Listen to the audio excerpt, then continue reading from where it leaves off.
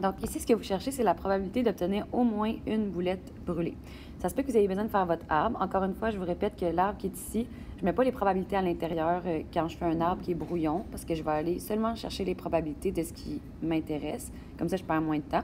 Ou si je ne mets pas de titre, c'est pas très beau, c'est pas grave. C'est vraiment juste pour m'aider à énumérer tous les résultats possibles. Donc, ce qui me fait gagner dans au moins une boulette brûlée, je vais aller l'inscrire ça avec un surligneur qui est en vert. Donc ici, j'ai au moins une boulette brûlée. J'en ai même deux. Ici aussi, j'en ai au moins une. Ici aussi, j'en ai au moins une. Ça aussi, j'ai au moins une boulette brûlée. Et ici aussi, j'ai au moins une boulette brûlée. Donc si j'arrive dans un moment où est-ce que j'ai deux choix. Parce que j'ai 1, 2, 3, 4, 5 résultats qui me font gagner. Tandis que j'ai 1, 2, 3, 4 résultats qui me font perdre. C'est assez semblable. Par contre, il y a moins de résultats qui me font perdre, qui me font gagner.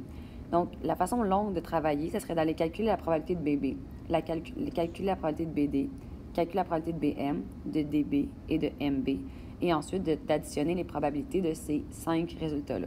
La façon plus courte de faire à ce moment-là, c'est d'aller calculer ce qui nous fait perdre et de faire 1 moins ce qui nous fait perdre.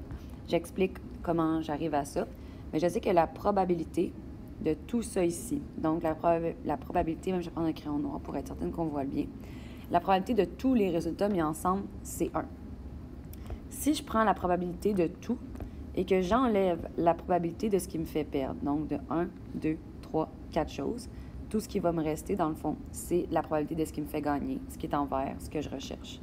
Donc, je répète que vous pourriez faire la façon longue, prendre ce qui vous fait gagner, les additionner. Moi, je vais faire la façon courte, qui est de faire 1 moins ce qui me fait perdre.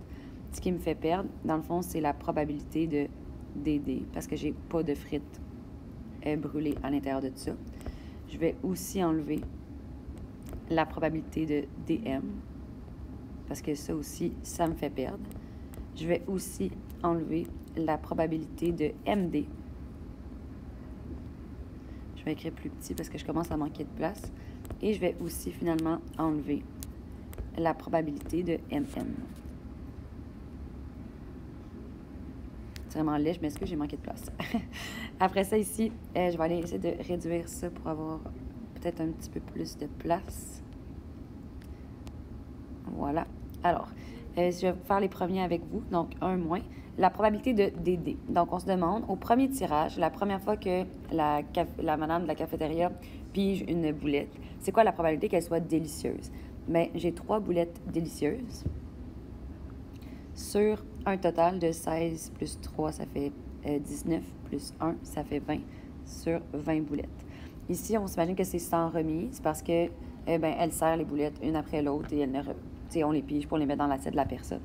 Donc, pour la deuxième boulette, il me reste 19 boulettes dans mon bac de boulettes.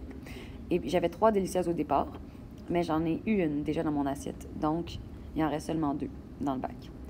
Et ainsi de suite. Vous pouvez continuer comme ça à calculer la probabilité de DM, la probabilité de MD et de MM, ici qui est très mal écrit, pour ensuite trouver la réponse.